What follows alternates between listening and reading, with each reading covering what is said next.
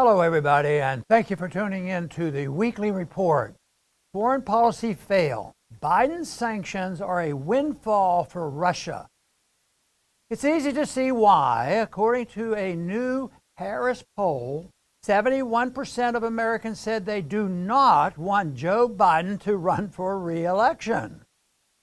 As Americans face record gas prices and the highest inflation in 40 years, President Biden admits he could not care less.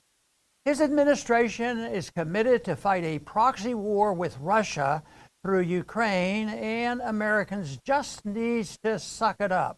Last week, a New York Times reporter asked Biden how long he expects Americans to pay record gasoline prices over his administration's Ukraine policy.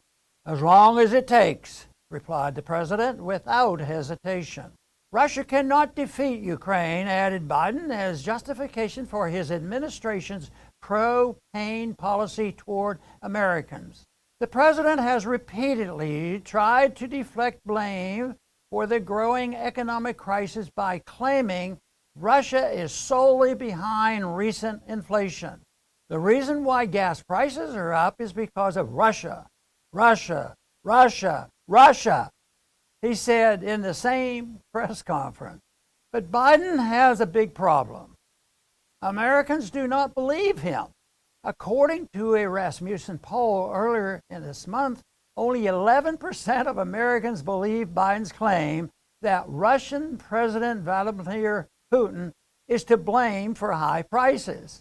When it comes to disdain for the average American hurt by higher prices, there is more than enough in the Biden administration to go around. Brian Deese, director of President Biden's National Economic Council, was asked in a recent CNN interview, "What do you say to those families that say, listen, we can't afford to pay $4.85 a gallon for months, if not years?"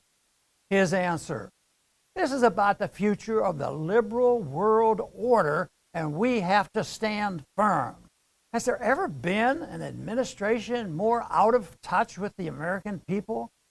If you ask working Americans whether they'd be happy to suffer poverty for the liberal world order, how many would say, "Well, that sounds like a great idea"? President Biden's attempts to bring down gasoline prices are bound to fail because he does not understand the problem. He can beg the Saudis to pump more oil. He can even threaten the U.S. oil companies, as he did in a tweet yesterday. He can buy and sell from the Strategic Petroleum Reserve in an attempt to give the impression that prices are lowering. None of it will work.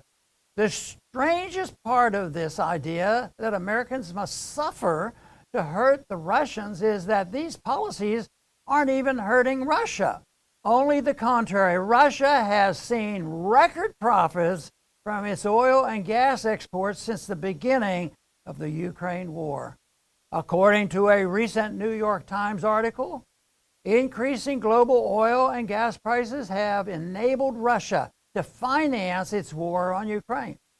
U.S. sanctions did not bring the Russian economy to its knees, as Biden promised.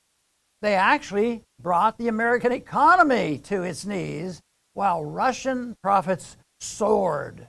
As Newsweek noted last week, Russian television pundits are joking that with the financial windfall Russia has seen since sanctions were imposed, Biden is, of course, our agent. Washington's bipartisan foreign policy of wasting trillions on endless wars overseas has finally come home. Biden is clearly out of touch, but there is plenty of blame to go around. The only question is whether we will see an extended recession or worse. Thanks for listening.